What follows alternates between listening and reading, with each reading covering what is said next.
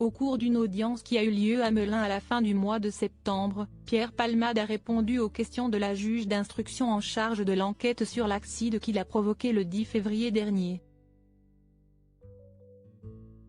Il a ainsi brisé le silence sur les victimes de la terrible collision dont il est responsable. Le 26 septembre dernier, Pierre Palmade a répondu aux questions de la juge d'instruction du tribunal de Melun en Seine-et-Marne dans le cadre de l'enquête sur le grave accident qu'il a provoqué le 10 février dernier. Le Parisien a dévoilé en exclusivité le contenu de l'échange de la magistrate avec celui qui est mis en examen pour homicide et blessure involontaire par conducteur ayant fait usage de produits stupéfiants en état de récidive légale, des qualifications susceptibles d'être modifiées en blessure involontaire après qu'un rapport d'expertise médicale a établi la mort in utero de l'enfant de la passagère qui se trouvait dans le véhicule percuté par celui de l'humoriste. Le comédien de 55 ans a fait 3 blessés graves dans cette collision violente, pour qui il a une culpabilité qui ne cesse de croître, rapporte le quotidien d'Île-de-France. L'enquête est catégorique, si une faute humaine n'est pas un problème de véhicule et encore moins la conduite de la voiture qui l'a percuté qui est en cause dans ce terrible crash.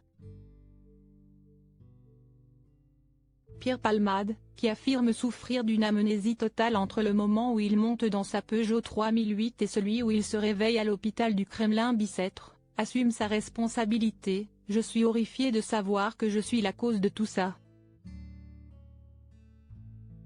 répond Pierre Palmade. « Quand j'ai su petit à petit les gravités, j'ai su d'abord pour le conducteur, j'ai vu toute l'ampleur des dégâts chez la femme enceinte, notamment sa peur de ne plus pouvoir avoir d'enfant. Ça m'a laminé. Si monstrueux. J'ai bousillé la vie d'une famille. Je m'endors et je me lève avec ça, sincèrement. » Ce qu'il souhaite, si que les victimes se rétablissent le plus vite possible.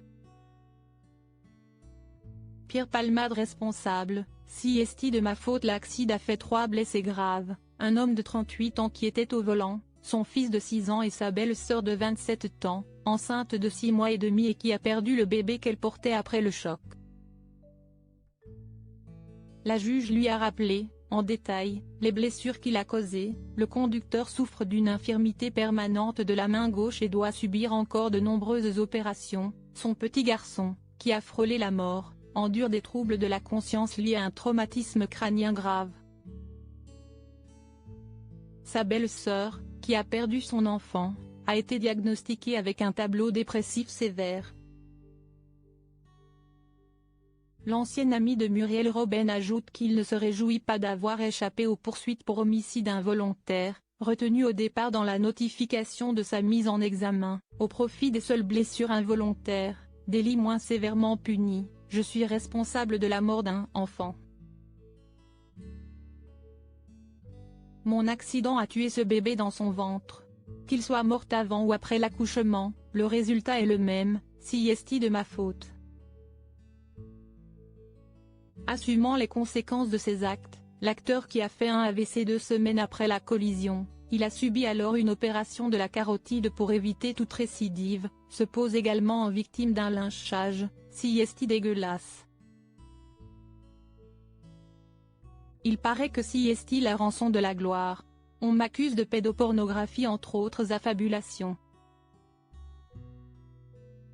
Je ne réponds pas pour pas que ça ne se retourne contre moi. Il est actuellement sous contrôle judiciaire avec interdiction de quitter la Nouvelle-Aquitaine et l'obligation de se soigner contre son addiction. Un mal qu'il a fait faire une rechute, qu'il a reconnu lors de son interrogatoire.